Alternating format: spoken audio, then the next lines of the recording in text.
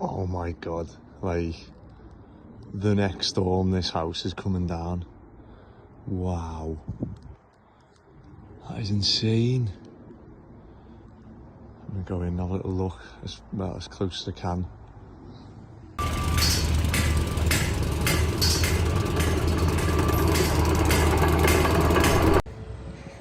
It's Thursday morning, although I'm in Dubai, so Thursday morning here, 9 o'clock here is 4 hours ahead. So it's 5 AM back home. However, I didn't realise this, so Rachel's was brought to my attention. Last year we came obviously to Dubai, and we had one night we stayed in the hotel that we're in now, and this was the hotel. I was walking down the beach and videoed some of the construction work getting done, and I'm a bit shocked considering all these skyscrapers have been built in the last 20 years. This is the site that I went past last year. The hotel we're staying at next door is building a new one, and yeah, it's insane to think. Imagine building a hotel out here. When you look round, like the hotels here are absolutely ridiculous, and I don't know how they better each other. And I'm a little disappointed that it's not further done. Although it's a lot more busy than when we come last year, so I don't know what's happened, whether they've stopped or carried on, or this is how long it takes and there's just that much going on at once. But I just imagine that they'd be throwing hotels and buildings up in Dubai now. But this one's although saying that, it is quite far along.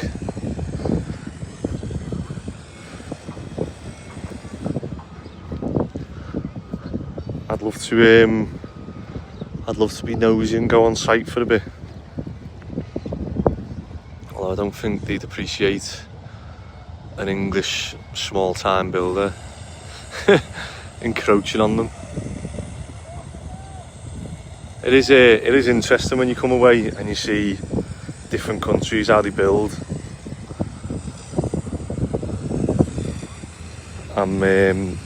Obviously Dubai's piled because of it just being literally sand, isn't it? Sand and rocks. And I've just got an update on our, talking of piles, my piling machine. So so annoying when you are. It's the first time I've ordered a container, so it's good experience to go through it, and I'm sure I'll be ordering stuff again. And I did put out on YouTube about the container not being full, and straight away a few people have messaged me saying that they would have bought excavators, crushers, etc. And I'm sure when I start importing some stuff, because if I see something that can help us do work quicker, faster, cheaper, better quality, I'm sure others will see it as well. And if we're getting it, it means that it's good value. So yeah, I'm gonna experiment with a few of them, and we'll see whether we do maybe import some more stuff to either sell on or rent out, or we'll see. But yeah, the container, the manufacturers, they all told me 5-10 days. Some of them had them already manufactured, so they were like, yeah, we'll drop them off at the port. They had a date to drop them off at the port for. I thought it was like a yard where people, drop the stuff off and it could be there for like a week or two and then get loaded onto a container. No, but it's actually a lot more efficient than that. Obviously they haven't got the space to store stuff for that long, so it's got to be like you're there for a day and it gets loaded and onto the ship. And apparently the ever run the mini digger company, obviously the excavator can't get packaged up because it's 2.8 ton. However, they also just sent the buckets and pecker and stuff like that loose, which is rather annoying. So then the company come back to me and said, how do you want us to put this? So just put them in the container as they are, and they'll just like bounce around everywhere. So they had to go back to the manufacturer, who then boxed it, and then one other machine wouldn't send it back, so they then charged me to box it at the port, which cost another $900 and something in total to load the excavator. So this is the issue when you're combining loads in a container. It's not quite as simple as, oh, you've paid for the shipping and everything you put in is free, because you have got to pay someone to load it in. So if it's in LCL, which is less than container load, it normally comes in a box. So they'll put it in a timber box that's all strapped and metal frame around it and stuff. And some of the manufacturers, obviously my inexperienced, some of the manufacturers said obviously when they ship, 20 of their products in the container, they're all tight next to each other, they can't move, they just shrink wrap them, and that's it. But so they just sent some of mine shrink wrapped, and obviously mine are going in next to other boxes where there's gaps and spaces for them to move. So the company come back and said, well, obviously you need to strap these, and we can't just do it off the cuff. Either you need to tell us, or the manufacturer needs to tell us how to strap how they want your machine fixed to the floor, so that obviously they're liable for it, not the shipping company. So I had a bit of trouble with that. So lesson learned, obviously next time just get them all, pay for all LCL boxes, and then obviously I can combine the shipping, or I get enough from the manufacturer that they're doing a container load. So while we're in Dubai, I've just put the deposit down. I say ordered because I haven't actually got the money to do it. But I've committed to buying I forgot what they're called now, a cherry picker, so a telescopic cherry picker on a trailer, and that way anyone in my team can hook the trailer up to the van, drive it to a job, and you can unhook it, and it's actually got wheels with little motors that you can steer. So you can unhook it, and then using a remote control, you can remote control it to where you want it to go, set the feet up, and it goes up to 18 meters. Now, I had a good little research about these, and there's a lot of them go to 12 meters, 14, 16, obviously 18, and then from 18 it went to 20 meters. However, the jump in price from 18 meters to 20 meters was, I think, 10 grand difference, and I just couldn't see the value in that. Now, there might be a job where we go to use it now, and 18 meters we need that extra 2, but for 10 grand I will I will lose that job. I think that having a cherry picker, there's been loads of times where there's been jobs where we've had to set scaffold up. Setting scaffold up takes 3 men to set it up and take it back down, and also it's more labour intensive, and it obviously therefore costs more. So we could probably offer the cherry picker service at half the price of the scaffolding, if it's a up and down job like we did for the housing association last week.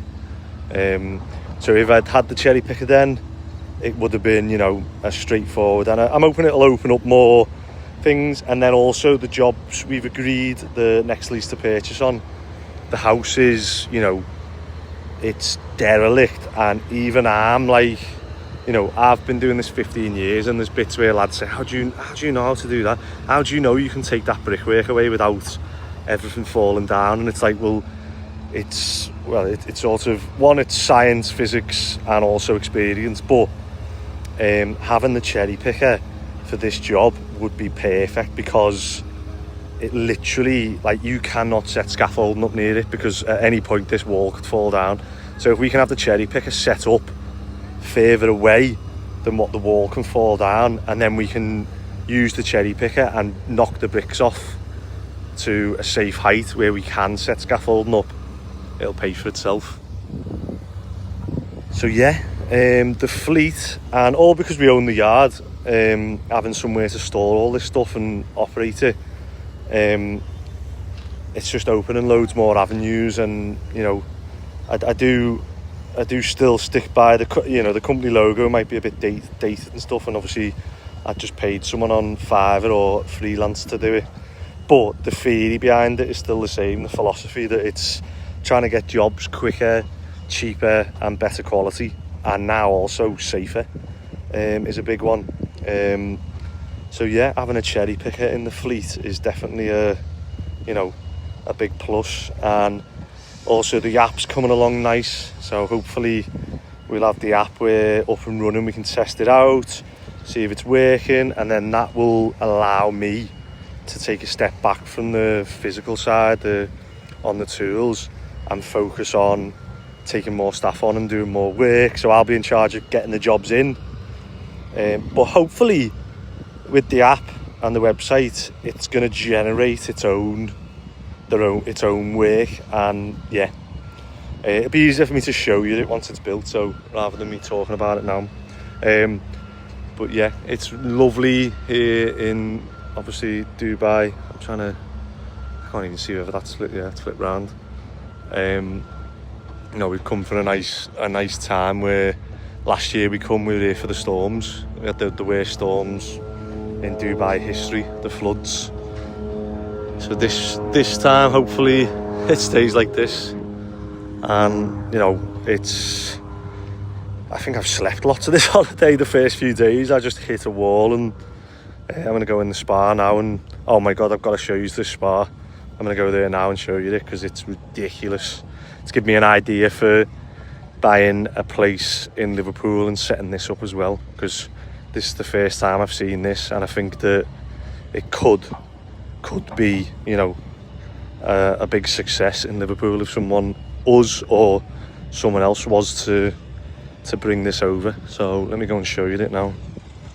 So the spa at this place is wild. You've got obviously the sauna there, steam room, Turkish baths, everything. And there's the steam room, there's the Turkish baths. Like, it is absolutely outrageous. Like, look at the ceiling. Like, every room in this place is just... But this one is unreal. I'd love to know behind there, but look at this. So I don't know if you can see this, but it is, I don't know what temperature it is.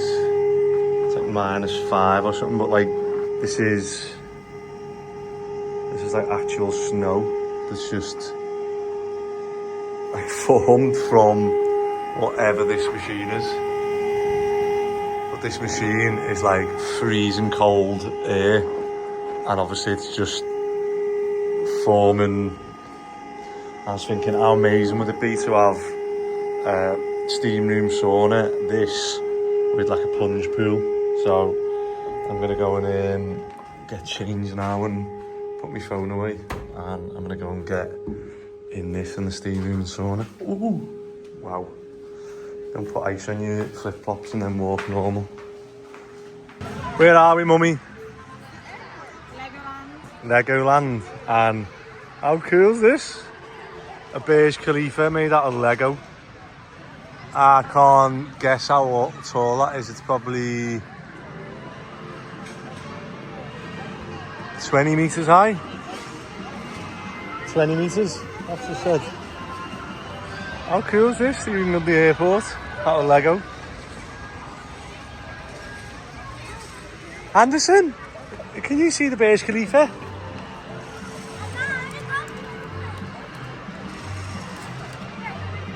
Hey, Rach, the Emirates Mall, the worst place in the world. Busiest place. Rachel had me walking around there for 3 hours, carrying this bag of cement. Anderson, how much do you weigh now? Are you heavy? Yeah, you are. Oh, look, they've even got Lamborghini Lego. Look at this one, Anderson. Wow.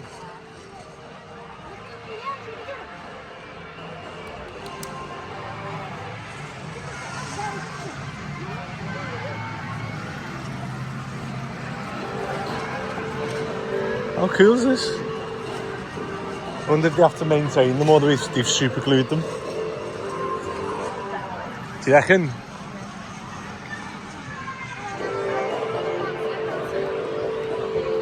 It's cool though, isn't it?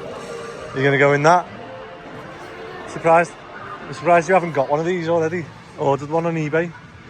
Right, we're going into Legoland now and then the water park, aren't we? Back from Dubai last night. And straight back into work. Yeah. Well, £20 of washing. I'm not used to being up this early because obviously Dubai's 4 hours ahead, isn't it? So you're used to up. You've been asking for pancakes and all sorts, haven't you? Yeah. But we haven't got pancakes. It's not a buffet. Pancake, Daddy. Is Mummy going to make you pancakes? I say straight back into Tuesday morning, so it'll be a shorter week, although it probably won't feel like that, and it's very early, so I'm just catching up on other videos, so catching up on Asheville's and Every Trade and Dane's Low and Welder Faber, and yeah, there's too many to catch up with this morning, but I am now chasing my tail, trying to get the lads set up on jobs. I think Rachel's cousin's extension's finished now, hopefully. So hopefully they're happy with us and they're getting... Rachel's uncle's going to be fitting the kitchen and everything that's coming today, I think. But yeah, so we've just done that one to like a bit more than a shell, but we've done it to like a plastered and second fix stage, and then obviously left everything ready for other trades to come in and finish it off. Right, next one will be on the yard. I've got to go and meet Phil and Ronnie and set them up on a job, and I'm pricing jobs today. Right, I'm back in my normal setting, however a bit browner. Just looking then. Thought I had like a filter on. Right, there's loads of updates on, and probably the biggest one is the last episode I published. There's a lot's happened since that. We've agreed a deal for 2 houses and a plot of land and another plot of land. But the 2 houses and garden that we've agreed the deal on, you'll have met Steve on the last episode I published, and yeah, we've agreed this deal. And then, where do we start? So it's 3 derelict houses next to each other. Some of you will remember on the videos, I went to view one derelict house opposite the road, which Steve used to own. And Steve done a deal with someone. He got into a bit of trouble. Done a deal with someone where, similar to what I'm offering them, but less, well, less risky for him in the sense that he done a deal with someone where he signed over like 3 of the houses to someone else so they could raise money against the houses to do up all the houses together, which, you know, it is a good sounding deal and whatever. However, it's not worked out well for Steve because he's lost 3 houses which probably total £1 million, so he's a lot worse off than what he would have been. And if you take into account that if he'd have done those houses up and sold them, you're probably talking, he's probably lost out on 2.5 mil, maybe. I don't know. No, maybe 1.5, 2 mil, being like conservative. But we've come along and said, look, we'll do a lease to purchase, we'll lease it off you. We'll just obviously get the keys, not really keys to the houses because they're derelict, but we'll just start renovating them, turn them into flats, bang bang bang. We'll rent them or sell them, we'll refinance them. When we do, we'll give you a deal. And it also come about that Steve wanted to keep some of them, so he was thinking, well, rather than get paid, we'll rent them off him, we'll lease them off him with the option to buy them at the end of the lease or within the lease period. And that way, Steve was also looking at potentially keeping some of the flats. So if he was to have 2 of the flats, say, that would cover the cost of what we would have paid him. So it all was working out great. However, the person he signed one of the houses over to is the house next door, and Steve still owns the land. So we've done a deal for the 2 houses and the land, which is basically the back garden of this house. So we thought we'll be in a good position going forward to buy this one off the fella, and you know, all happy families.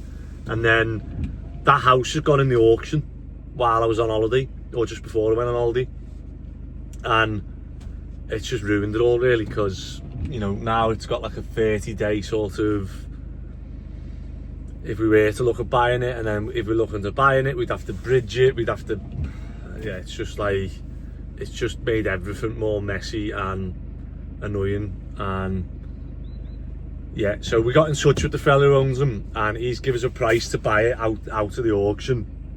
So we're just seeing whether it's worth it or not, but it could hinder the whole deal. But what we've said is that the last house that went in the auction went like way over, like even like everyone who's looked at it has just gone, wow, that's gone crazy amount of money. So I've said to Steve, look, we'll sign these contracts, we've agreed it, we've shook hands on it, whatever else, but if someone comes along and offers you an unbelievable deal, we'll just step aside. We're not like, you know, we're not going to stand in the way of sort of, if someone comes in with a stupid offer. So this one's going in the auction.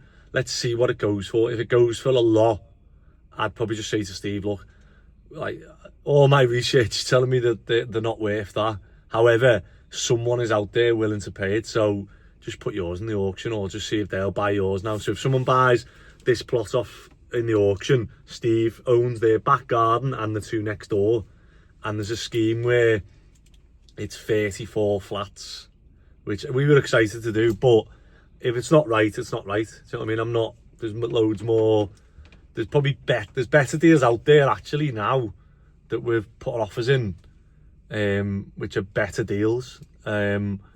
So it is just a business thing. It was like a nice thing, so I'd happily step aside. If it goes in the auction and doesn't sell, or doesn't reach the amount that they were thinking, then it's back on the cards and we can maybe look at doing something which would be good. So yeah, we'll see. It's on Wednesday, so tomorrow the auction is, and we'll see. Well, I'll tell you obviously, because this video will be thinking. So 350 grand they wanted for this sort of derelict house. So we'll see what it goes for in the auction. And I'm just at the yard now. I'm gonna go, Ronnie's just pulled up, so I'm gonna go and set the lads up on here. But yeah, it doesn't, if I go through the numbers quickly, they put a scheme in for pre-app for 34 flats, however the pre-app says no. We've sent it to obviously Darren and the other experts, and they've said, well, you're looking at 2 beds in that area, you might be able to get 6 out of that and 6 out of that, so there's 12. So you've already gone from 30 something to 12 flats, which is, you know, realistic. There's a thing in the auctions where people put pre-apps in and stuff, or they'll just put something in the auction and put like plans for a 25-story hotel, and people get excited and bid, and you know, people don't know what they're doing. But someone bid on the last one, so maybe people don't know what they're doing, or they're getting caught out, or they know more than us. But we'll see. We'll see tomorrow what happens with that then. Here's my office. So I'm thinking, what's that? Thinking turn that way. That'll have to go. So that'll go in between. Yeah. Just move these with us so I can gauge the sizes and stuff, and we'll see where we're at. So this is how I imagine it going. So this will be my desk, and then I'll have a couple of chairs here in case I have anyone coming in who wants to, you know, have a meeting or anything, or discuss stuff. And then, you know, if we're going through plans or anything, they can put stuff here, I can be there with the laptop and stuff. I might try and run a HDMI, although it's a bit far away, isn't it? Maybe I can put another telly, or move the telly, because then if someone sat here, it makes sense to have a telly there, doesn't it? So I can go through plans and stuff and put it onto the put it onto the telly, so that's an idea. I think this will just be a case of like, see how we go, how we're getting on. And then, I can't remember the name, I'll put them on here, but I found a company on eBay who go around doing office stuff.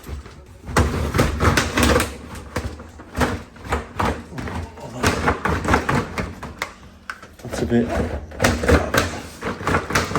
less smooth than I was hoping for.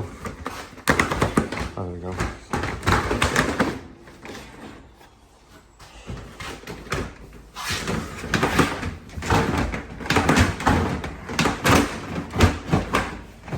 I think there's a trick to this.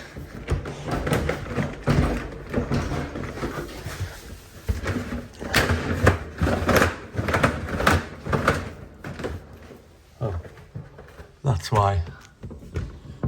So if I can click them back in.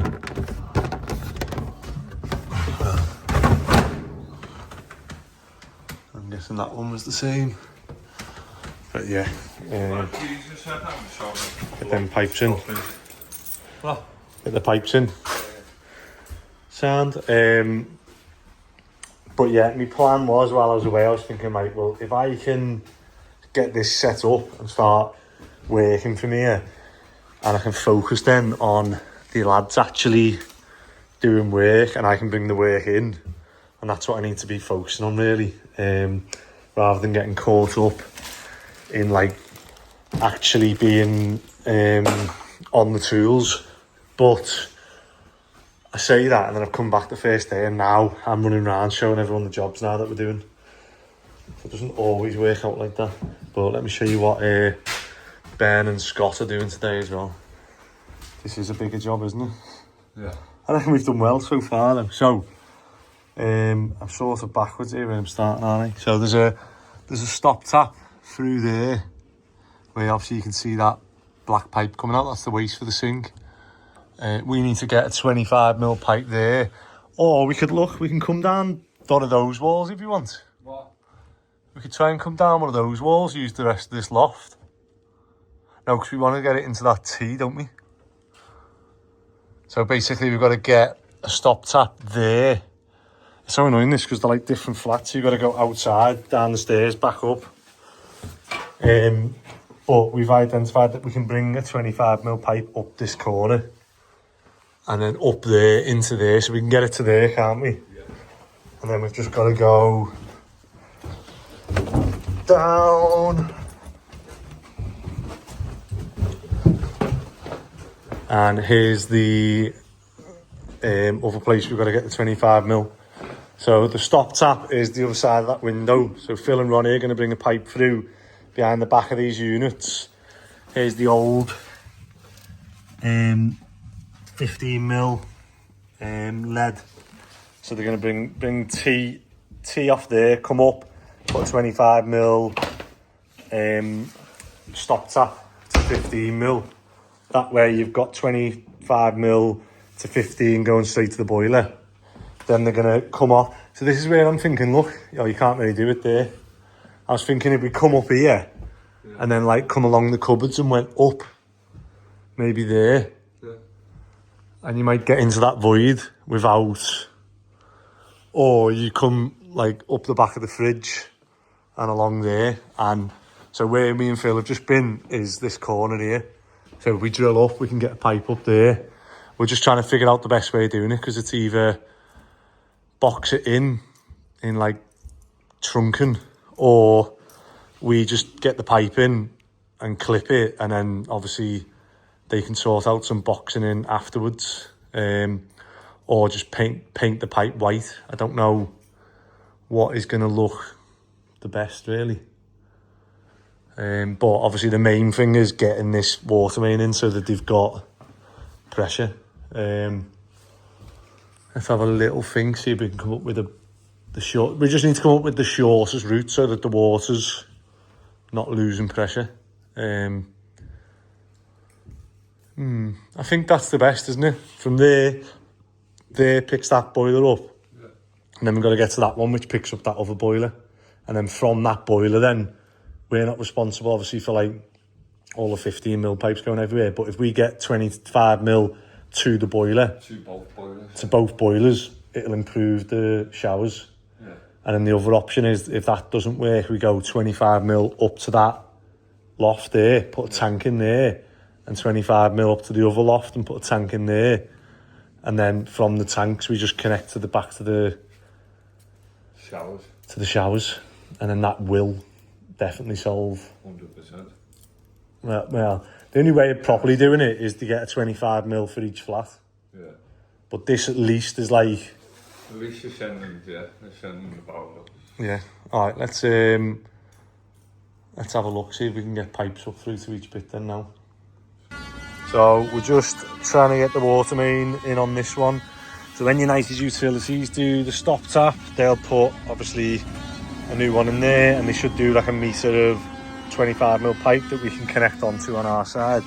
So what we're going to do is, they still haven't done that, so we're going to leave the 25mm pipe coming up here, and we're going to connect it on the inside. However, I don't think you can see this, but that grid's like gone. Basically what I think's happened is the waste coming out the washing machine and stuff, or it might be the sink, that one. That looks like the sink. I'll just tell Ronnie to make sure we block this off so that nothing falls down there. Obviously that goes into the main then. This one's disconnected anyway. But this one was blocked, damaged, and what I think's happened is the water's been running down the back of it and has washed all the ground away underneath, which is sunk. That's what causes subsidence to the corners of buildings. So they're obviously better. I've said that to them and said, look, you're gonna have to sort this, because what's happening there now, look, water comes out and just doesn't go in the grid. Even when the grid was empty, it was running uphill to the thing, so it wasn't going in anyway. So we're gonna swap that now so you can smash that out, because there's no way of us sort of reusing that anyway. There's a big concrete block here because of this. Yeah. But yeah, I can see you've got that out there. Come back like that. It's like the old footstep going into Yeah, the yeah, I backyard know or what you something. mean. But if we get rid of that, we'll be able to get obviously the 750 down, and then try and obviously drill in on an angle into the kitchen, because it's probably going to be easier drilling diagonal up here than trying to get any access from inside behind the kitchen cupboard and that. Well, I'll go and have a look now actually. Right, so on this one we've got Ronnie's managed to dig outside, drill diagonally down, so we can get the pipe in this way under the kickboards into this cupboard where the original stop tap is. So we're going to upgrade that to 25mm, and then this is the issue we're stuck with. So it comes out the other side of the kickboards, comes up, and it needs to go to there, because there's no I'll have to show you upstairs. That's the best place we can get to bring it up. You all right? Yeah. The lad opened the door then when, as soon as I went. He opened the door then, and I'll just show you. It's hard to show you inside both ones, but the other stop tap is above here, literally above there. So what we've done is, oh, there we go. So that one can get clipped in now. So we put some trunking, and we've got the 25mm pipe. So what we did was we cut the skirting board either side, pulled that out, drilled through, although Phil made a bit of an error and drilled through here for some reason. Luckily, obviously the drawers are going back there, but you know, it's not ideal. And then we've got a little bit of filling to do here. So that goes up, and let me show you where that goes now.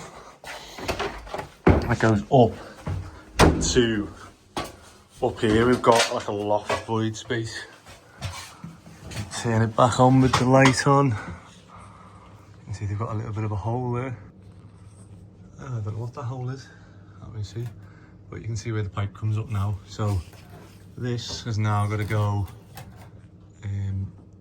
through the back of this wall and into the cupboard. So that is the flat.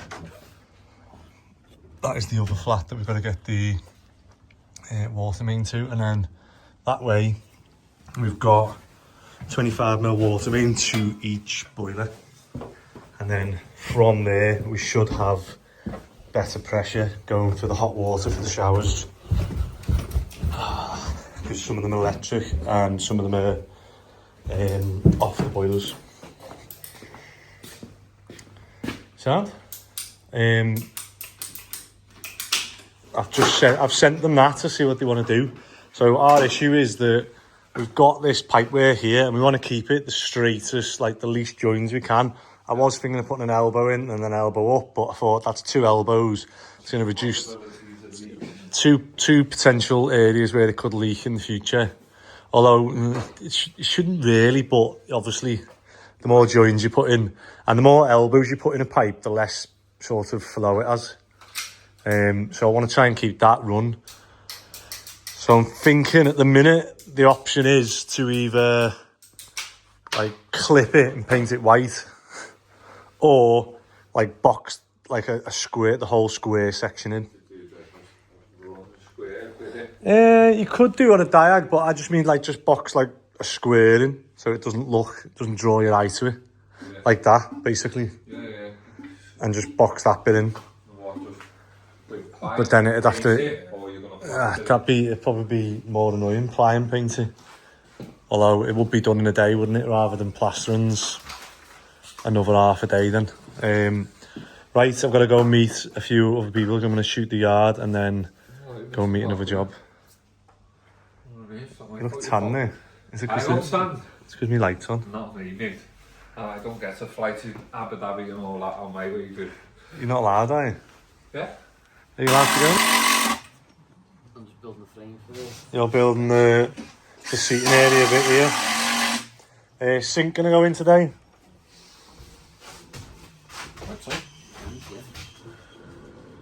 And then we just need to like put everything in that way to sort of. How's he got round the pipe? Oh, that's alright, isn't it?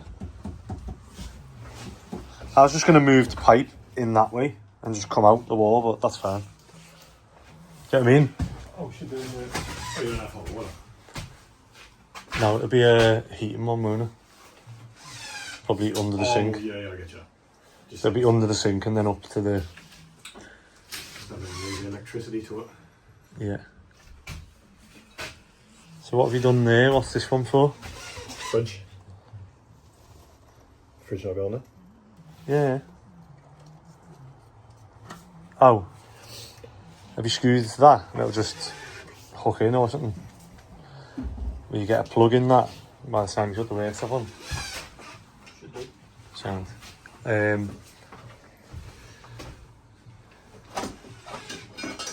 Alright. And how's Paul getting on?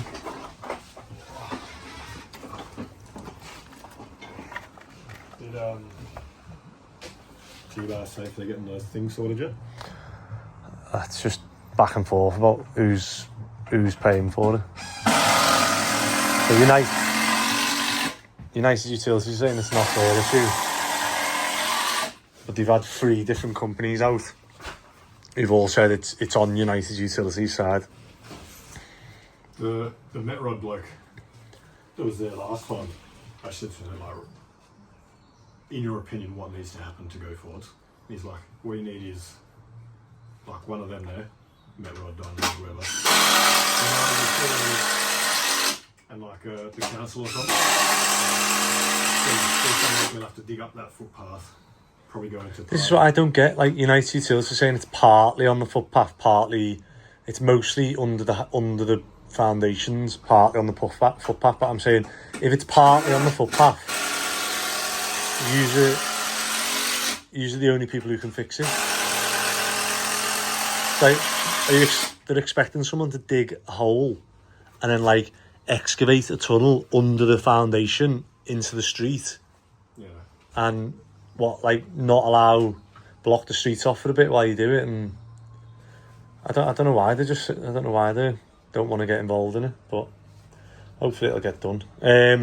So I need to get a fridge, undercounter fridge, get a little white one. I was thinking, whether we put the cupboards all the way there and then just put a a tall fridge freezer in, but I won't now. Never gonna have that much capacity. No, no. Oh yeah.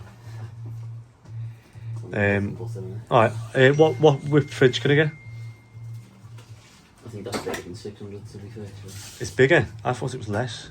650. Oh, so we can get a 600 fridge. Okay, I'll try and order one of them. Right, I've got to go to this other job and order the steels. I'll see you in a bit. If you want. Oh yeah, day one.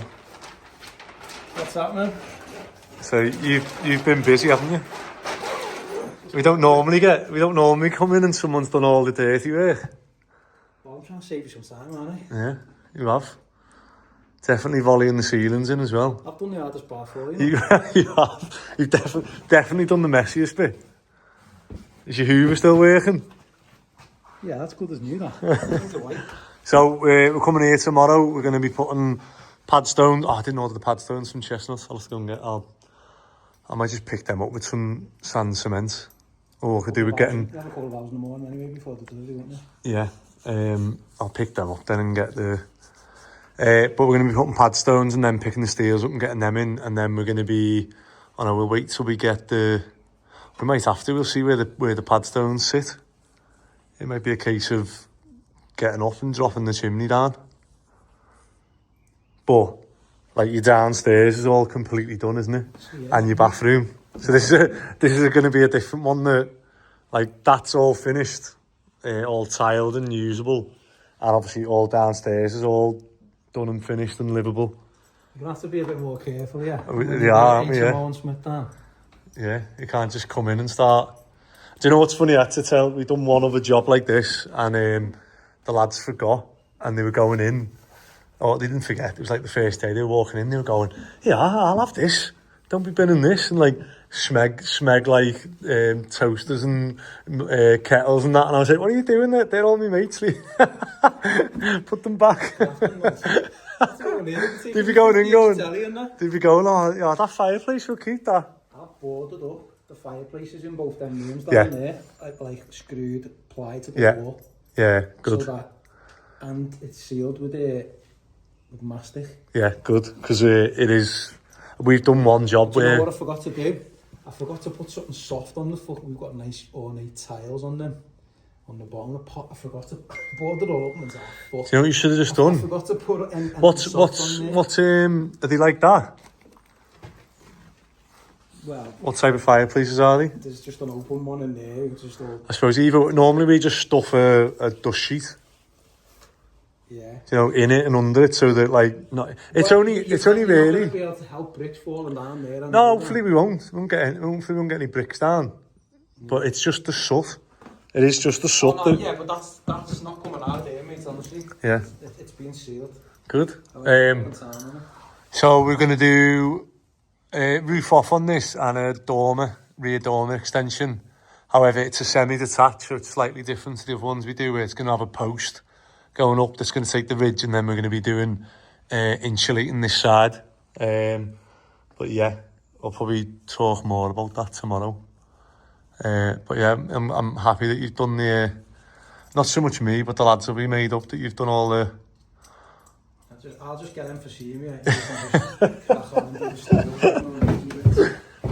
We've still got the chimney stack to do, so... Right, that is it for... Tuesday, is it? I've got a couple of parcels, and I know that one is a whiteboard, so I don't need to open that one. That's for the yard.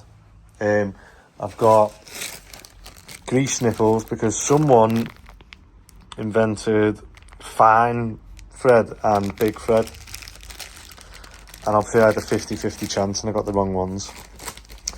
So these are the right size for my excavator because I'm constantly having to swap grease nipples on it. And I've got this for my office, so, oh, that's bigger than I thought it was going to be. Why have they done it in white? I wanted it in black. That is going to be, oh. Oh no. Like, I'm going to be the only person in the world with a white rug to wipe your feet. No, what am I doing? Oh, that's not going to last long, is it, like that? Jesus, what am I doing? At least it was only cheap. Oh, but I'm trying to get my office done. So I wanted the rug so when you come in. But now it's like, invite the neighbours in, they'll come in and be like, yeah, have that. Right, that's it for Tuesday. Tomorrow is, I know it's going to be a chocker day actually. Maybe I might be able to get in the office and do bits. I don't know, we'll see. Good morning, it's Wednesday morning and I did forget my days because I agreed to play footy tonight. No, yeah, last night, but it was actually tonight. And we can't because we're going for a baby scan. So we're going for the scan to see the baby's face and stuff.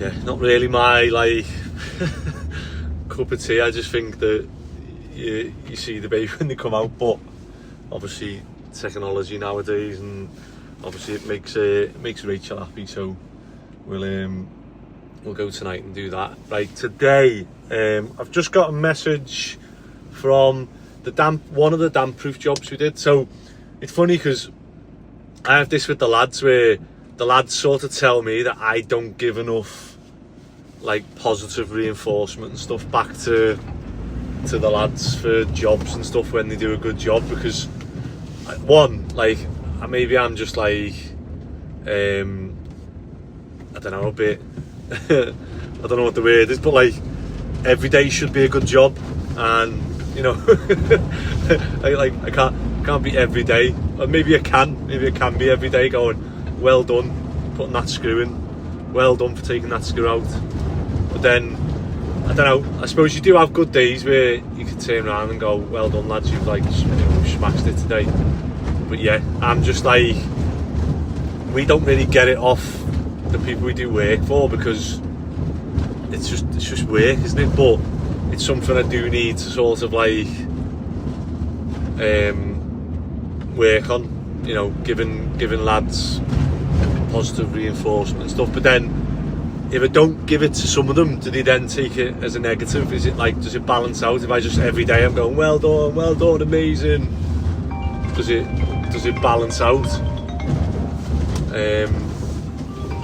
Who knows? Hello?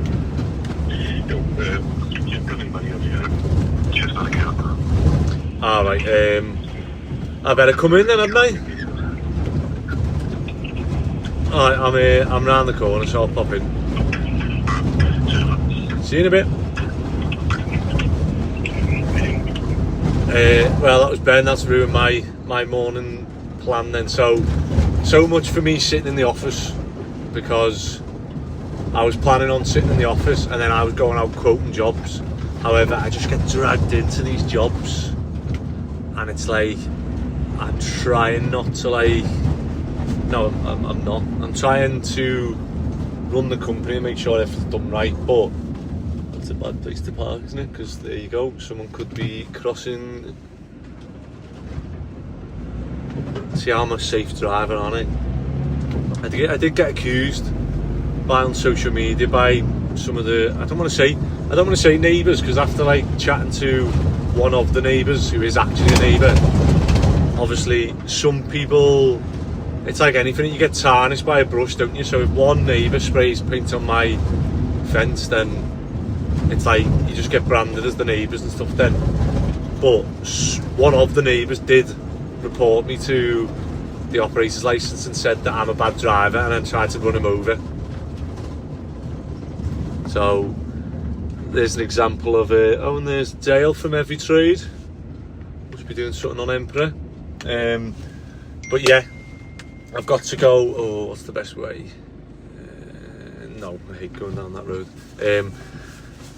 Yeah, I'm trying to get in the office because I've got the stuff to put in the office and I want to get set up and whatever, but it's just so hard to like transition from that, and I do enjoy it. I do enjoy getting stuck in, and I don't know, I feel like maybe the first stage, like this bit now, I need to go to this job because I'm the one who met with the customer. I'm going to go like bang, bang, bang, bang, bang, this needs doing, that needs doing, this, and it'll just speed everything up. So there are times where I do need to go to the job. It's not like I'm trying to say I don't want to be office based at all.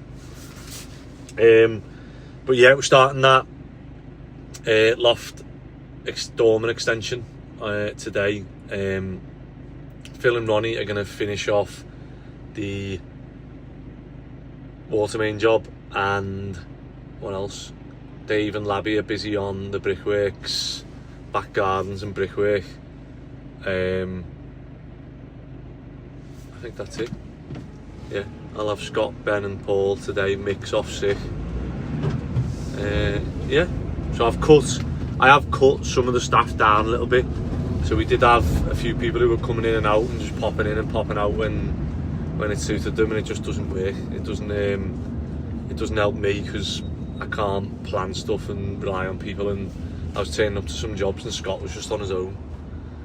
Right, that's enough of me waffling on the van. The next one will be, I've got to go to Chestnut and then to this job, and then I am quoting jobs all today, so fingers crossed. Oh, and we did get a load of the jobs that I've quoted, so I think I've honestly got, I'm trying to think, definitely big jobs, but I don't think there's any jobs. Maybe it says something, we are too cheap. we're too reasonable. I don't like using the word cheap because cheap means like bad in a way. Like if you say reasonable, maybe we are too reasonable because we get every job that we quote. I'm trying to think if there's any. I mean, there might be some that I've just randomly quoted and not heard back from, or they haven't gone on and done a job. But yeah, maybe I do need to put the prices up then. Oh, and I'm just reminded I need to do these certificates for brickworks as well. Right, enough of me waffling. We can have a staff meeting in Chestnut now. We've got Ben, Ronnie and Phil, and then I've just come to put some money on the account. Oh, right, off to the job now that Ben's on. Yeah, I'm all good. You back in England? I'm back, straight back into work, yeah. Nice. So where have you been? Dubai. Oh, nice. Just on holiday? Yeah. Oh, nice. Although every time I go to Dubai, it feels like a business trip because it's like, it makes you realise how poor you are and how much. I did wonder maybe if you were over there for work or whatever it might be, because we have loads of people who like live in Dubai but like buy property over here. Yeah. My colleague who covers London, he actually went, I don't know where it exactly was, but it was like, this guy asked him to meet him for lunch in London, and he turned up and it was like this posh like members club. He looked at the menu and he was like, I didn't know what to order because he didn't know if he could put it through on expenses. Yeah, well, he didn't know if he could put it through on expenses because it's just so expensive. But this guy, he like lives in London, but he's like spends half his time in London, half his time in Dubai, and he just wants to buy like as much land as possible. And like, as in like his company who is based in Dubai, they just want to buy as much land as possible and develop in England. And yeah, he was like, I spend half my time here, half my time in Dubai, and he was like, half his team does the same. But so it sounds like there's a lot kind of, and we have loads of people actually who live in Dubai, but they seem to work from there and then do stuff in the UK. Yeah, so just tax really, isn't it? I know they were saying, I seen a report saying that 10,000 millionaires left Britain last year. Oh, really? Yeah, just because of, well, I'm guessing because of taxes. Yeah. Well, that's the thing, isn't it? If you can do it, it's tax free over there, isn't it? Yeah. So if you can operate in the UK but live over there. Yeah. We've got friends who are just moving over to, I know it's not Dubai, but they're just moving over to Kuwait. And they were like, we would never have thought we'd have been doing it, but they were like, it's tax-free money. And it's like, it's a little bit more than what they're currently on. They're both teachers. They've had to take like a step back, but because it's tax-free, it's almost like double what they're on over here. Yeah, I get you. Yeah. I wonder how long it'll carry on like that, or whether they'll at some point, you know, alter it. No, I don't think so. I think it's, especially now we've got the Labour government as well, I think the taxes are going to get even worse. Yeah. So when's that event? Have I missed it, or is it? No, it's so I'm travelling up to Manchester tonight, and then it's tomorrow night. Yeah, do you know what? I'm a football manager now as well, and we've got training 9 till 10. So is it at 5? It starts at 5, yeah. Okay, yeah, I should be able to do that then. Yeah, it's up to you, mate. If you make it, be great to have you there. But if you can't, then Yeah, no, it'd be good to really short notice. It'd be good to catch up, and also like you say, network with other people who are looking. So when did you start working for them? So I moved here 6 months ago. So I was working at Rightmove for the last 3 years. And then I got approached by Nimbus. They were growing their like residential, so because they're pretty big in like the commercial world, but within residential, they've got everything set up for it, but they just didn't have any focus on it. So they took on a couple of the guys who worked with me at Rightmove. We moved across, and we've been like looking after the residential channel.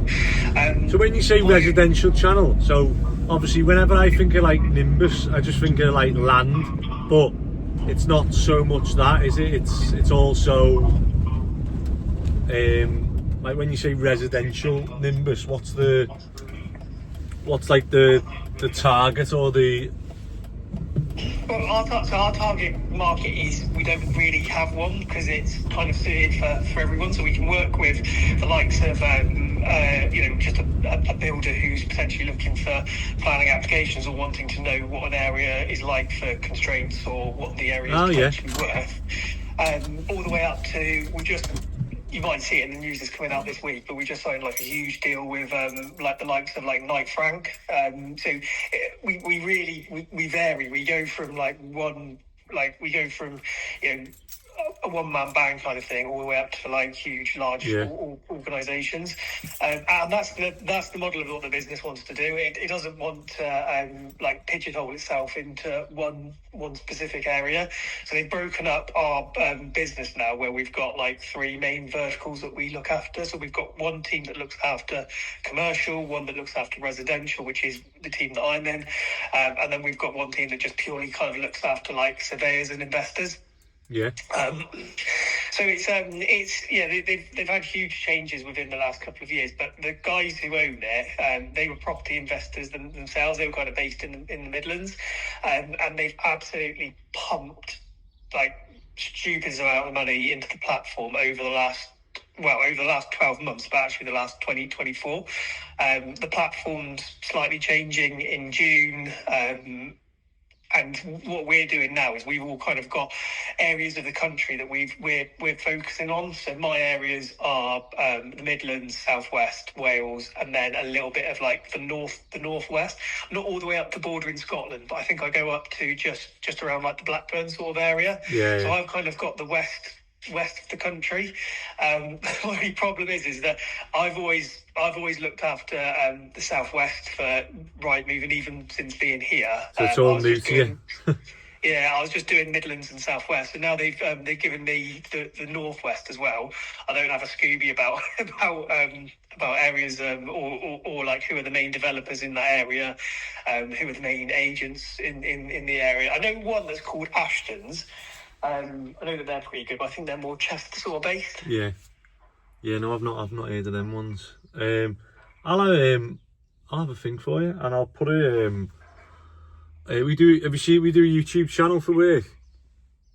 I used to watch your videos on your Instagram, but I haven't seen your YouTube. Yeah, no, we do a YouTube, so I'll put it on that as well, and obviously.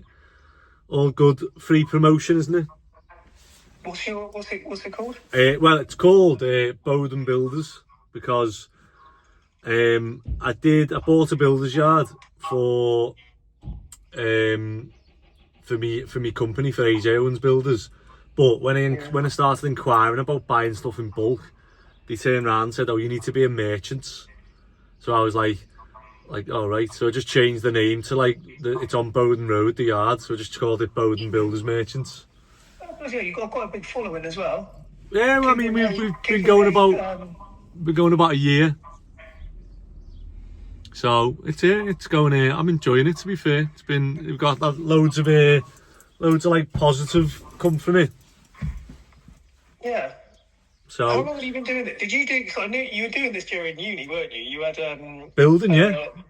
You were like flipping property. I know. I was. Just carry on. I was laughing because I used to come to like lectures covered in plaster and that. I remember. Do you remember Pete? Pete, the lecturer. Yeah. Yeah. I remember we were sat in one of the lectures and I come in covered in plaster, and he was like, "What the hell have you been doing?" And I was like, "Oh, I've been plastering." And he was like, "What, you doing plastering as well as uni?" And I went, No, I've bought a house off Rose Lane and I've been like doing it up." And he was like, "You've bought a house off Rose Lane?" And he was like, "I haven't even got a house. How have you got a house?" I just remember him thinking like, "What the hell?" And yeah, because I remember you were because we came round to yours for that party. I think it was like at Christmas or something. Yeah. And I remember we went and you were like showing us the bits that you'd done there, and I remember you were like proper like into it. But yeah, I mean I have followed it since. But you like you do this full time now, and it's and you do your football stuff as well. Yeah, busy, and YouTube. And YouTube, yeah. Well, my sister's partner, he's literally just so he's done his first HMO. He doesn't need a license for it, but he's converted it from a 3 to 4, and he's now starting doing his he started to do a YouTube channel. Oh, nice.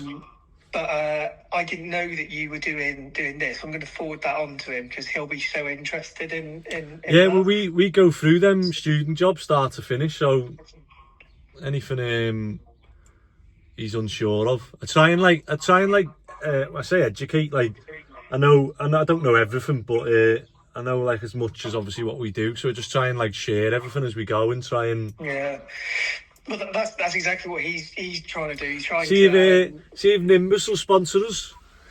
Yeah, I can ask the question. You might as well say we've nearly had 1 million views. So yeah, it looks like it's going well. I was just looking at a couple of the videos you've got there. It's not like you've got subscribers and they're not watching it. You've got a hell of a lot of views on there. Yeah, no, it's only it just keeps going up. So that's the good thing, that like, you know, when you put a video out there and like, you know, we might be doing this for 5-10 years sort of thing, and you put one video out there and it's like done. And obviously when I was doing it, it was getting like 10-20 views, whatever. And now they're getting like, people are going back and all the views are going up sort of like all together, which is good. So you can do a video and someone will go back and watch it, which is cool. Yeah, no, I'm gonna have a little look at some of these. How many projects do you have going at one time? Normally, at the moment, but they're not always mine. But normally we'll have about 3 or 4 or 5, depending on. But yeah, and you've got people working for you as well, then. Yeah. Oh, nice. I'm literally. Do you know what? I'm sat outside the job now that I've got 3 fellas waiting for these keys. So I'm gonna have to. I'm gonna have to go and. Crack on. I don't know if you're around. I'm travelling up to Manchester later. If you can make it tomorrow, like, fantastic. I reckon. I'll come tomorrow, and it'd be good to catch up and sort of. Yeah, well, I'm in Manchester all day tomorrow, so I don't know what your day looks like. But if you're around like lunchtime or whatever, you know, it'd be good to. You could even catch up for lunch or anything. I don't know if you're Manchester or Liverpool. Liverpool, yeah. Now. You are Liverpool based. But yeah, just let me know what your day looks like tomorrow. I'm literally going round. I'm kind of doing a bit of a prospecting day, so just popping in with like leaflets for the event and stuff. Okay. So yeah, just give me a shout. Let me know when you're free. I've got a couple of people who have already booked in for meetings, but we're doing that at the Midlands Hotel. I don't know if you know it's in Manchester. Oh no, I'm clueless at Manchester. Oh, fair. Well, yeah, just let me know what your day looks like and we'll catch up. Sound? Perfect. Go on. All right. I'll see you tomorrow. Right. Cheers. Bye. How are you? Have you got the work day off? We're in the hospital. So go on, what are you thinking? So we've just gone through where the pad stows are, what the job entails. What are you thinking already? It's just extra stuff to work around that we don't normally have. Yeah, so he wants to try and keep these studs, although I've tried to do that in the past, and as soon as you cut that top, like, wall plate off, they just... I mean, we could always go and throw like a new timber on. I was thinking that, put like a timber... And then it'll keep them rigid. It might be better doing that, putting a timber, like, screwed in, so that when you cut the tops off, it's not another job leveling them all, and... Although they probably won't be level now anyway, will they? Yeah, they have that in plaster, so... Yeah. Slats. And then this staying in, and then all downstairs being sort of livable. At least they're not living here, which is good. But it's all done. Yeah. I mean, he's done all this work. I mean, I was thinking, oh, it's going to be a nightmare cleaning all this out without... Yeah, I said to him, oh, the lads are going to be made up when... I see like dirt on the window going, wow, wait, hang on. Said Scott, has that already been done yet? Right, I'll go and pick the steers up. You go and get the PPN guns. You two crack on with getting the pad stones in. And then when the steers arrive, we'll figure out how we're getting them in. So the options are either take the window out the front and try and pass it up the scaff, or get it onto the scaff, try and pass it through, but I don't think we're going to be able to get the swing on it. Because the scaff's only like... A metre and you're going to have 4 metres. Yeah, overhang, yeah. So, yeah, that's potential, you know... What's them thing called? They used to use in the war that fling people. Yeah. But yeah, we'll just... I used to... Remember, we always had this when we had the steelers on the student jobs. And we used to have like 10 people with different voices on how to do it. And in the end, it was like, right, everyone just shut up and just do what I say, like, to get it in. And it's like, otherwise people are coming up with mad ideas about flipping the steels. And probably a case, get it in. I think through the window is probably going to be... Get in through the window, get one end up, and just... Slide it out. You know, we can pocket this side because it's a semi. So we can pocket, push it out, lift it up, pocket in, done. That's what I'm thinking. Yeah? Sounds like someone's going to hit their head on that. Right, I am on the yard and you can see our failed attempts at 2 slabs, and I've just got... There's another one broke, is it?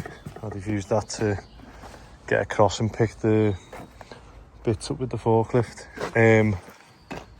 Yeah, something's remembered. Oh, nice.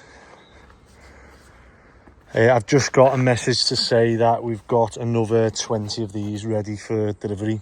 So that probably might get us where would 20 get us. Sort of, because I'm trying to... Once I get this bit done, that's the bit that we need to pile. So once we pile that, we need to leave 4 metres for the reinforcement mesh for the retaining wall. So this now is sort of where we need to slab up to before the piling machine arrives. So the piling machine arrives next month. So where will 20 get us? 2, 4, 6, 8, 10. Yeah, 20 will get us pretty much there, which is good. And also I worked out, so what it costs us to make these ones, even if we put the timber in. So with the timber in is like 260 quid. Screws 270 quid. The concrete, so they work out about, I think the concrete was about £1,200. So 12 inches, about £150 a slab. Or we can buy them like this for £200 a slab. Oh no, sorry, £150. Yeah, plus, yeah. So about 150, or we can buy them for 200.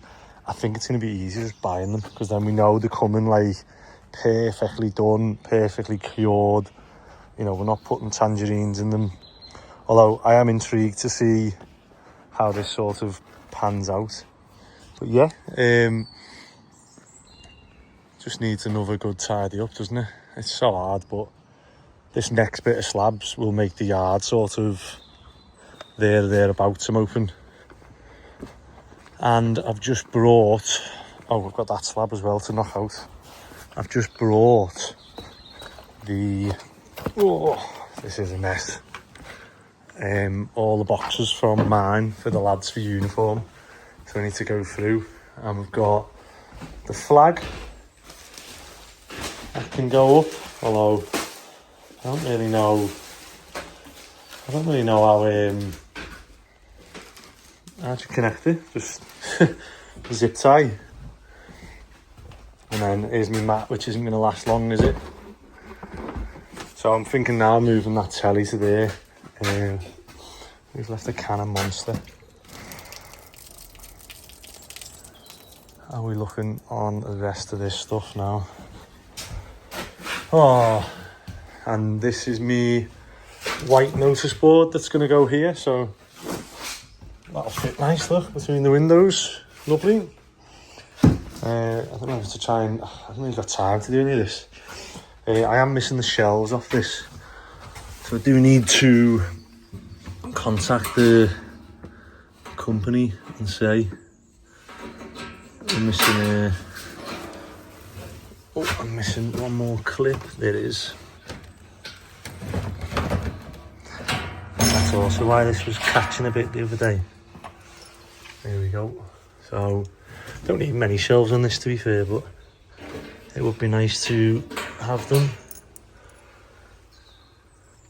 Right, let me go and I keep saying I'm not going to be working and I'm going to be quoting jobs. However, here I am, my day just gets blocked up with other stuff.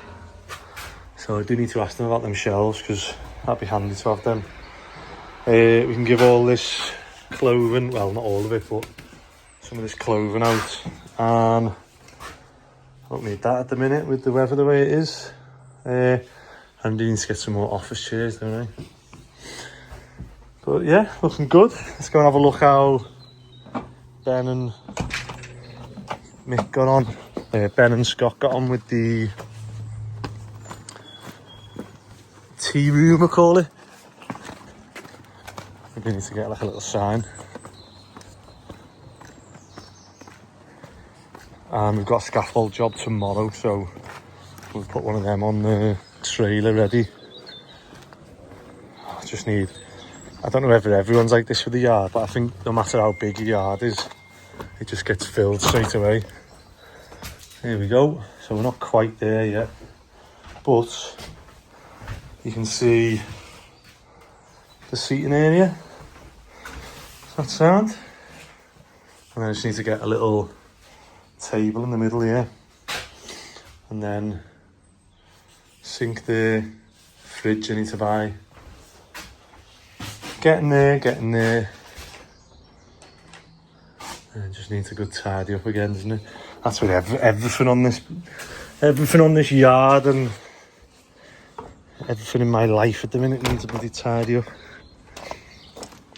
Right, let's go and see how Phil and Ronnie are getting on. I've got to go and pick the steels up for that other job, and then I can have lunch and go and quote some jobs. But it's good to have this bit area now where we can use the forklift and start, you know, organising some bits. Right, let's go. Made of. This is what dreams are made of. So we're on the water main job, and you can see they've got the water main coming down through the house, so we're going to come down here and leave it out there for United Utilities. However, this is the interceptor. So when you hear me talk about interceptors, And we're not on about Channel 5 now. yeah, this is the interceptor. So see there, that goes out to the main, and this bit here, so what they've done is they've put the grid into the rod and eye. So this one here is where this comes up, look, Yeah. and has a grid on the top. and this is where we rod. And if you were to rod this, look, that just does a U-bend. Yeah. So all the waste used to go into there. That had a big thick cast iron in it, didn't it? Yeah. That was the old soil pipe. Used to go in, do a U-bend up there, and then come out there. So if you poured like mud or whatever, it'd get blocked there, and then this side would block up, and the main wouldn't get blocked.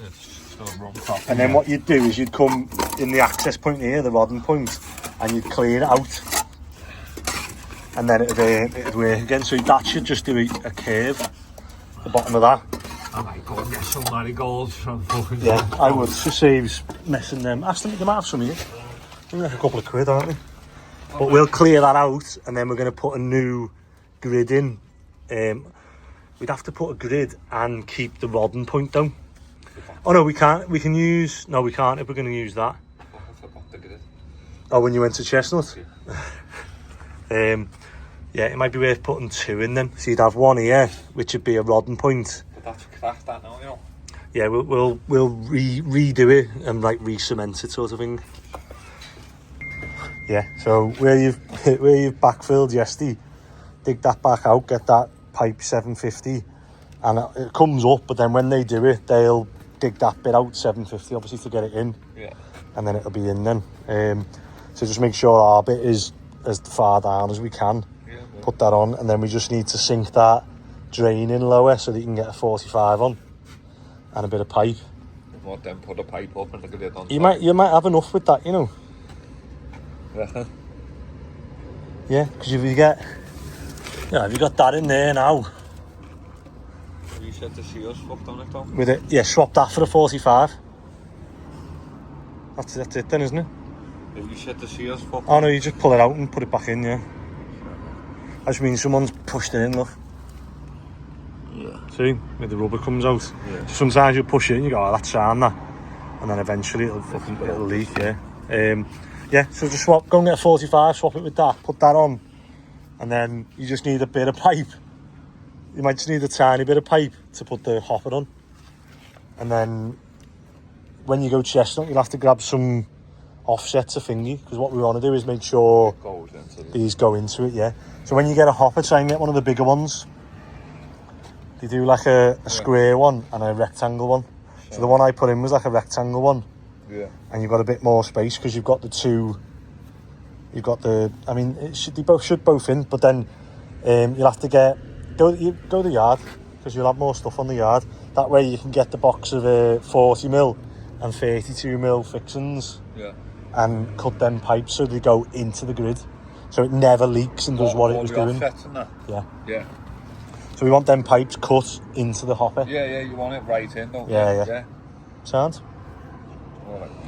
Right, I'll go and pick these steers up. Might as well just do that, I don't know, I need the whole thing. Go to Chestnut to the yard. We don't need Chestnut, will you? Oh no, just the yard. Just the yard, yeah. Need concrete. Cement on the yard and sand, isn't it? We've just come to Alexander Steel, and there's our loft floor steels. I've just put this one against it so that it pushes up against them and spreads the load a bit. You alright? If you come out from underneath later, if you're ever going to take it out now. Nah, we're not putting all the weight of the steel in the floor and everything and then trying to take it out. So we've got the steel up onto the loft, onto the scaffolding, and we've just cut a hole bigger here. So the only issue we've got now is there's a steel going across these two windows, which we're going to try and get in today. But this is like the dot and dab of the plasterboard in the bathroom. So the other side of this is a tile.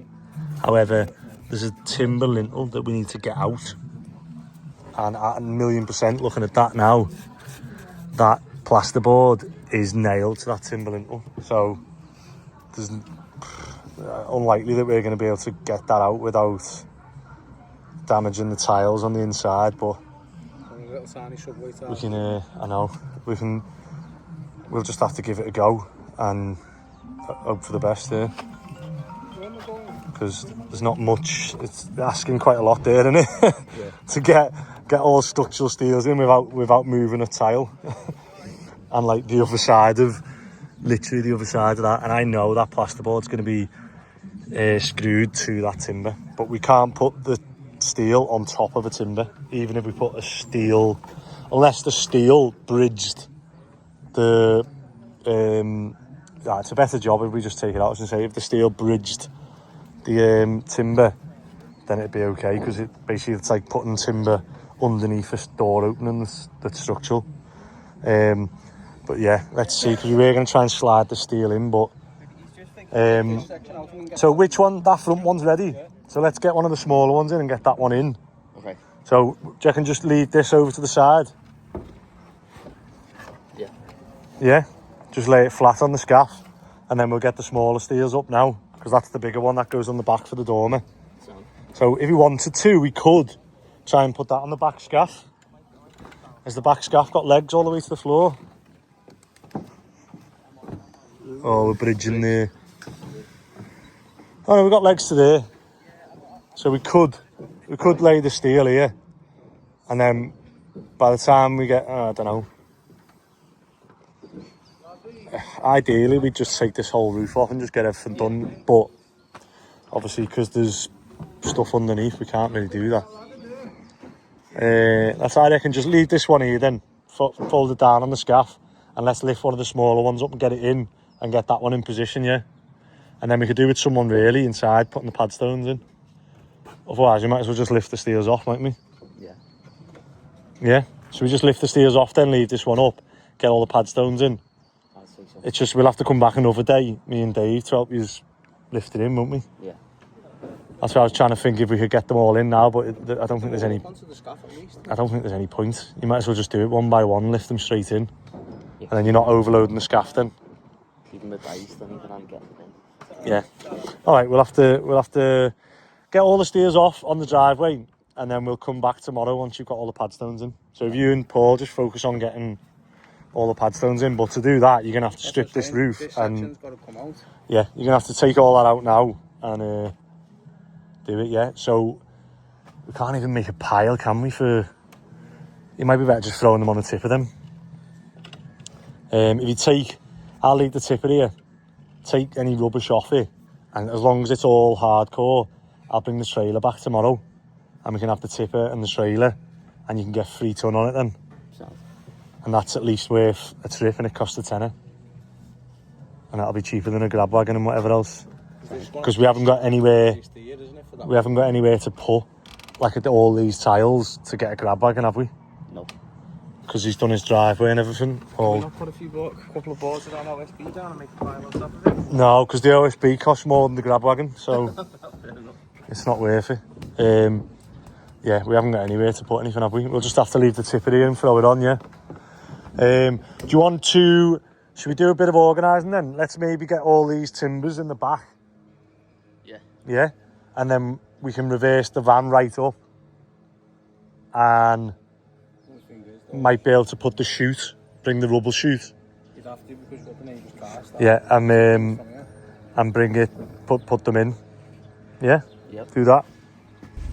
Right, I have been proper busy here, but I'm going to check on the auction. So we spoke to the owner and he said it's available to us at $350. So let's see what it's sold for.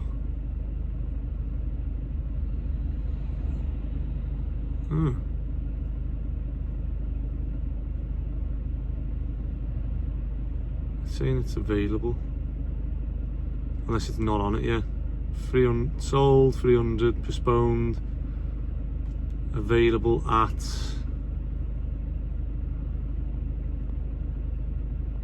it says available guide price, so I don't know whether it's not sold or it's not come up yet. 3 o'clock.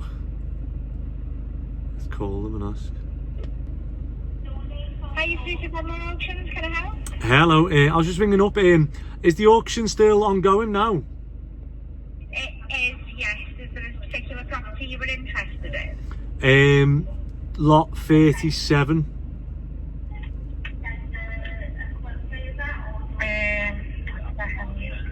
Not actually sure where they're up to myself, sorry. Green Haze. Yeah. Yeah, that's sold. That one, literally just, it went 295. Yeah. Okay, and has it gone through at that? Yeah, so it's on the fall of the hammer. It's classed as exchange. We just get the balance of funds and everything through now. No, I mean, was it above the reserve? Yeah. Yeah. All right, okay. No worries. Oh, all right then. No worries, thank you. Thanks. Bye-bye. Bye. Just sold them for 295, and just shows you, because the fella offered us at 350. He said that's the minimum, and it's just gone through at 295. So I don't know. I mean, for me, I'd probably speak to Steve and see what he wants to do. If he wants to carry on with the lease to purchase, and he could end up with 400 odd, or whether he just wants to put his in the auctions, and unless the people who just bought that might contact him and do it. I'm shocked that's gone for that. That's mad. Let me ring Sam and tell him. 295 she said, didn't she? Wow. People are buying like shells for 295 and 382. That one was bigger than the other one though, so I'm shocked that it's got less. It just shows you what having planning permission does, doesn't it? Right, I haven't priced a single job today because I've just got caught up doing jobs that we've like priced, and like I haven't priced for me to be on them. So I've basically wasted today just making sure that the lads have earned money and make sure that I've paid the lads' wages. Right, let me ring Sam and see what he thinks. Yeah, you lad. Yeah, it just sold, that house. Ah, what did he get for it? What do you reckon? So he told us that the minimum they'd accept was 350, wasn't it? Yeah. 295 it sold for. Did it? Yeah. Yeah. So I don't know. It just kills it all a bit, doesn't it? Yeah, I mean it's probably about right, 295 to be fair. Yeah.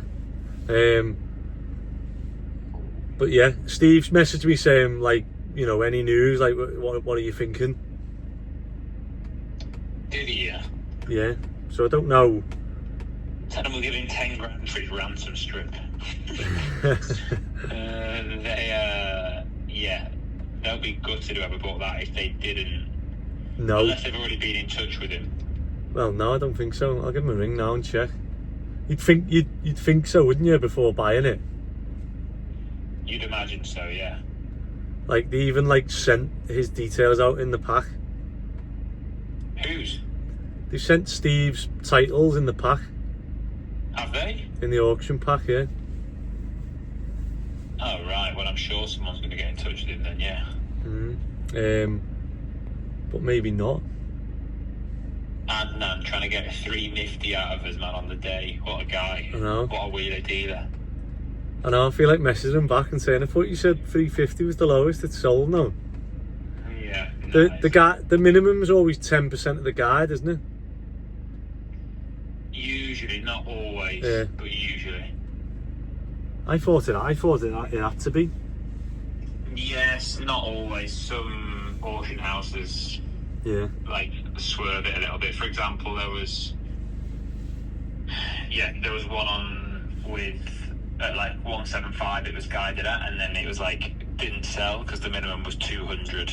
So that's obviously like more than 10%. But sometimes some of the auction houses, if they're dealing with traders in particular, which Adnan is, they'll let you like take the piss a little bit. Yeah. So yeah. I'll speak to Steve, but obviously it's about right. I thought that, you know, like I don't think anyone's got a great deal at that, but it's a lot of property for 295. But like it's in absolute bits. Let's have it right. Yeah, that's what when Adnan messaged me this morning, I thought, just being honest, I thought there's better stuff out there. Like there's no point, you know, it only works on the lease to purchase, doesn't it? So you know what you're gonna get. Exactly. Like it doesn't work with any other way where you're just taking an absolute punt. No. Unless you're paying like the price for 6 flats. Exactly. Which, to be fair, like I said, the sneaky part of us thinks, well, you know what? Like, just get Steve's. They bought that at 295. Get Steve's under option at 350, for example. Yeah. And then you know, basically, if anyone wants to buy that back garden, then they've got to buy it almost like off us, you know, because we're in control of it. But it's a little bit sneaky. It's like, you know, our intention is never to like build that out. Yeah, no, I think it'd always be to build it, wouldn't it? Yeah. Because otherwise, like you say, it's like we're just getting involved for nothing. Exactly. But I just can't see. Obviously, like, it all hinges on the build cost and stuff like that. But like, I just can't see how it's like that work. I think there is better stuff out there is. there. I don't understand that and the other one. But then I can understand this one because it's detached. So like, yeah, it's that one's a big old lump. It's a bit better, isn't it? But the other one, I can't get my head around that. No, that one was just, I think that was like the perfect storm, good timing. I think, do you know what it proves to me? That like, if you've got planning, it sort of makes everything like easier, doesn't it, for people? I mean, people don't want the uncertainty, they don't want to wait, you know, like. So if 25 had planning for like, even for 6 flats, I reckon it'd have got more than the other one. So you're talking that planning permission's worth 90 grand plus. Exactly. Which is mental, isn't it? Exactly. Hello, Steve, you okay? Yeah, alright. How are you getting on? You're still on holiday, are you? No, I'm back now, yeah. Okay, so did you bother bidding or what? No? Well, we spoke to Adnan before, and he said, yeah, the minimum they'll take is 350. And we were like, well, it doesn't really stack up like that, because it's just the, what I said to you, it's the unknown. The, you know, you might get 6 flats, you might get 20. Do you know what I mean? It's just like, but yeah, obviously someone's took a, maybe as a family home at that price. You know what I mean? Yeah. Well, there was a guy looking for it for his family. Yeah. Yeah. I was going to say, did anyone like approach you about the land? No. So no one's, because obviously if we were going to bid for that, the first thing I'd have done is obviously contact you about obviously the garden. Yeah. I know. Yeah. So no one's contacted you at all. No. I mean, I'm thinking of putting the garage back where it was before, the side of the house. You know. Where was that? Well, along, you know, in line with the prophecy. Oh, so you had a garage on 25? Yeah, it was 3. Well, yeah, 3-car garage actually. It's 1 car behind the other. The one that's at the back? No, it's the side of the house. In the front was in line with the front of the house. Oh, right, okay. So you mean 3-car length? Yeah. But obviously, whoever's bought it, you'd be attaching to their house. No, it wouldn't. It can't, because there's a air space between the basements and the foundations for the garage. Ah, right. I think that seems to me to be the best way forward. Really, that's the. But obviously, it's dependent on you sorting your house out, isn't it? Yeah. I'll speak to. I'll give this guy. I've forgotten his name now. This Adnan fella. I'll give him a ring just in case. I don't know why he hasn't got back to me. He's going to get back to me a few days ago. Yeah. You need to chase people. I'm in this industry, and like I forget all the time, and like the ones who chase you are the ones that like you obviously just help them out, you know what I mean? Yeah. You just need, you do need reminding every now and then. So I'd ring Adnan's fella, ring Paul, and then you've got a sort of... Yeah. Got something to aim for, hopefully. Something can happen. Well, okay. Let me know, because I say I don't mind if you want to. I'm trying to think if there's a. The only benefit of signing the contracts is that, like, we can start, you know, getting things in order. But it's up to you, because, like I say, I'm quite honest in the sense that if we sign the contracts, and as long as we haven't, you know, spent loads of money on planning and solicitors and whatever else, if you turn around and say, oh listen, I'm stuck, I need to sell, we'll, you know what I mean, we'll just disregard the contract. We're not like, but it'd be good to get them signed so that we know where we're at. If you do get your mortgage, it's like bang, let's go. Yeah. Because as you're experiencing now, it takes a while to do everything. It does. Tell me about it. Alright, okay, alright. Well, I'll leave it with you, because you've got the contracts, haven't you? So if you want to sign them and get them to me, by all means, and obviously try and speak to Paul and Adnan's fella. Like, I'd literally just ring them now after this. And then you're in like you're getting things moving then, aren't you? Yeah. Sound? Okay. I'll give him a ring, yeah.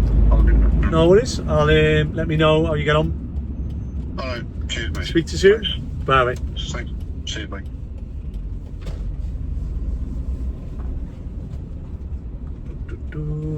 Right, I'm just going to, what number is it? I don't remember what number it is here. I've just done a quote for one of the jobs. Right, let me just stop and see what number this is. 29.